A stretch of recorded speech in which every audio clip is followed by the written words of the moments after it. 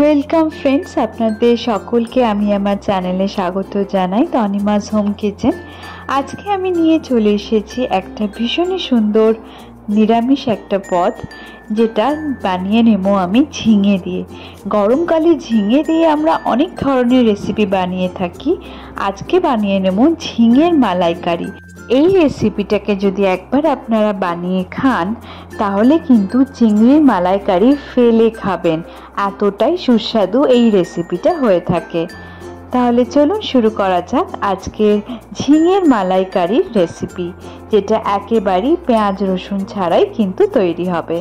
প্রথমে আমি এখানে নিয়ে নিয়েছি 4টে মতন বড় সাইজের ঝিঙেগুলোকে পরিষ্কারভাবে ধুয়ে আমি প্রত্যেকটা ঝিঙের আগে আমাদের এখানে শেষের অংশ আর ওপরের অংশটাকে কেটে নিতে হবে। নিয়ে ভালোভাবে ওপরের খোসাটাকে ছাড়িয়ে নিতে হবে। ঝিঙের খোসা কিন্তু পুরোটাই আমাদেরকে ছাড়িয়ে নিতে হবে, না হলে যদি এই অবস্থায় আমরা রান্না করি তাহলে কিন্তু তেতো হয়ে যেতে পারে।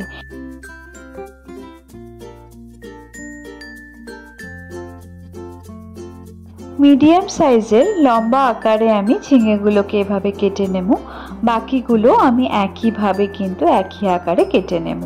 দেখুন সুন্দরভাবে আমার 4টে ঝিঙে কিন্তু কাটা হয়ে গেছে। এরপর আমি এখানে একটা পেস্ট বানানোর জন্য 1 টেবিল স্পুন নিয়ে নিয়েছি তিল, তার মধ্যে 1 টেবিল স্পুন সাদা সর্ষে, 1/2 টেবিল স্পুন পোস্ত আর নিয়ে নেব 1/2 টেবিল স্পুন কালো সর্ষে। এরপর এর মধ্যে আমি নিয়ে নেব 6 থেকে 7টা মতন কাজু। এটা আপনাদের কিন্তু একেবারেই অপশনাল, এটা আপনারা ব্যবহার করতেও পারেন নাও করতে পারেন। আগে আমি মিক্সার গ্রাইন্ডারের মধ্যে এটার একটা ড্রাই পেস্ট বানিয়ে নেব। ড্রাই পেস্টটা কিন্তু খুব সুবিধে হবে বানালে। এভাবে পুরো মিক্সচারটা সুন্দরভাবে ড্রাই গ্রাইন্ড করে নিলে কিন্তু মিহি হয়ে গেল, দেখতেই পাচ্ছেন মশলাগুলো আমার। এরপর আমি এখানে সামান্য পরিমাণের একটু জল অ্যাড করে দিলাম। এরপর আবারও একবার মিক্সার গ্রাইন্ডারে এর একটা ফাইন পেস্ট বানিয়ে নেব। কত সুন্দর আমার পেস্টটা তৈরি হয়ে গেছে। এখানে আমি 10 থেকে 15 গ্রাম মতন আদা নিয়ে নিয়েছি, ভালোভাবে ছোট ছোট করে পিস কেটে নিচ্ছি। এরপর এর সাথে আমি কেটে নেব কাঁচা লঙ্কা। এখানে আপনাদের যতটা ঝালের ভালো লাগে রান্নার মধ্যে ততটাই আপনারা ব্যবহার করবেন। আমি এখানে 2 থেকে 3টে মতন কাঁচা লঙ্কার ব্যবহার করলাম।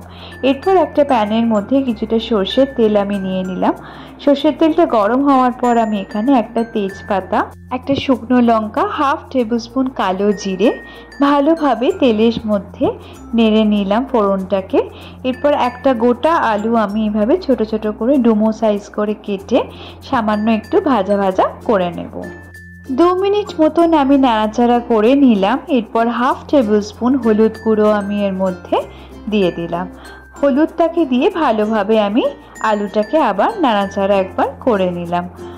1-2 মিনিট নাড়াচাড়া করার পর এর মধ্যে আমি দিয়ে দেব 1 টেবিল স্পুন আদা বাটা।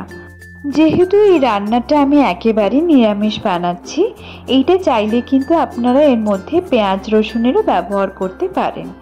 এরপর কেটে রাখা ঝিঙেগুলোকে আমি এর মধ্যে দিয়ে দিলাম। ঝিঙে রান্না করতে কিন্তু বেশি সময় লাগে না, খুব তাড়াতাড়ি কিন্তু সেদ্ধ হয়ে যায়। আমি সামান্যভাবে এভাবে নাড়াচাড়া করে ভালোভাবে আলুগুলোর সাথে এগুলোকে মিক্স করে দিচ্ছি।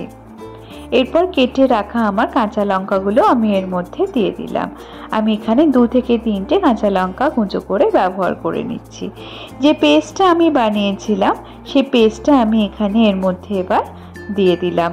এখনও কিন্তু আমি এর মধ্যে কোনো জল ছাড়াই এটাকে এভাবে নাড়াচাড়া করে ভালোভাবে মিক্স করে দিই। মিক্সার গ্রাইন্ডারের মধ্যে যেখানে পেস্ট বানিয়েছিলাম তার মধ্যে সামান্য একটু জল দিয়ে আমি রান্নাটার মধ্যে দিয়ে দিলাম।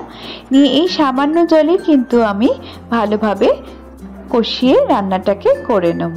দেখতেই পাচ্ছেন আমার কিন্তু খুব সুন্দরভাবে কিন্তু পেস্টটা মিক্স হয়ে গেছে ঝিঙে আর আলুর সাথে।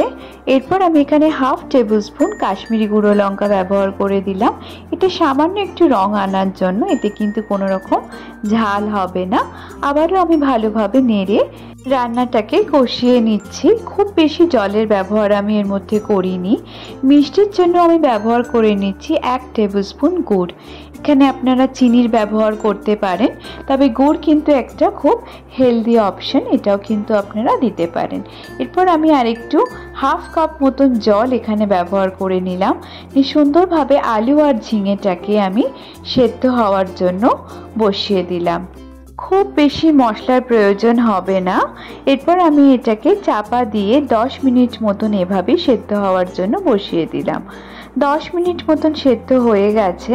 দেখতেই পাচ্ছেন রান্নাটা থেকে কিন্তু খুব সুন্দর একটা তেল ছেড়েছে এবং একটা রঙও খুব সুন্দর এসে গেছে, এবং গ্রেভিটা কিন্তু খুব বেশি আমার এখানে টাইট হবে না, ঘন হবে না, একটু কনসিস্টেন্সিটা এরকমই থাকবে। হাফ কাপ আমি এর মধ্যে নারকেলের দুধ ব্যবহার করে নিলাম।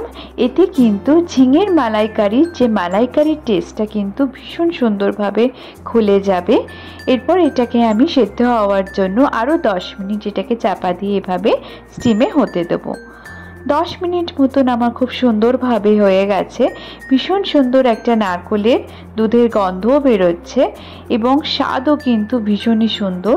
ঝিঙেগুলো আমার একেবারেই সেদ্ধ হয়ে গেছে, তবে ওভারকুকও কিন্তু হয়নি। দেখুন গলে যায়নি ঝিঙেগুলো, একেবারে পারফেক্ট সেদ্ধ হয়েছে। তৈরি হয়ে গেল আমাদের নিরামিষ ঝিঙে আলুর মালাইকারি, এবং এর মধ্যে কিন্তু আমি একেবারেই কোনো পেঁয়াজ রসুনের ব্যবহার ছাড়াই বানিয়ে নিলাম এই ঝিঙের মালাইকারি রেসিপি। একঘেয়েমি ঝিঙের রেসিপি যদি খেতে ভালো না লাগে, এই রেসিপিটা একবার বানাবার আপনাদের কাছে অনুরোধ রইল। আজকের রেসিপিটা যদি ভালো লেগে থাকে তাহলে অবশ্যই আমাকে কমেন্ট সেকশনে জানাবেন, ভিডিওটাকে শেয়ার করবেন, লাইক করবেন এবং বেল আইকনটাকে ক্লিক করে রাখবেন, যাতে আগামী পর্বের সমস্ত ভিডিও নোটিফিকেশন আপনাদের কাছে পৌঁছে যায়। ধন্যবাদ, ভালো থাকবেন।